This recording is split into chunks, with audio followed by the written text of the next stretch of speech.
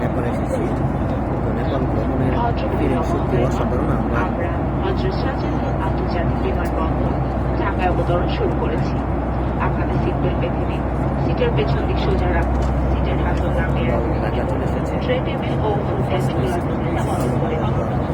জানালার পাশে বসা যাত্রীগণ অবতরণ হলে সামনে সিটে আমি আছি। পারমিশন ট্রেন কল্যাণে গত 5 দিন 4 রাত আমরা নেপাল ছিলাম।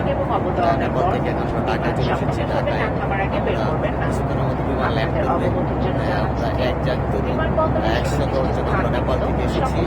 আমরা চমৎকার শুকরিয়া আদায় করছি আমরা কিন্তু কিছুক্ষণের মধ্যে আমরা ল্যান্ড করবে। আমাদের বিমান ফার্স্ট সিটে আছি। Very nice feelings. মাত্র 1 ঘন্টায় আমরা কিন্তু ঢাকায় চলে এসেছি। সত্যি ফিলিংস অসাধারণ, ভেরি নাইস। এবং পারমিশন ট্রেনে অতি কৃতজ্ঞ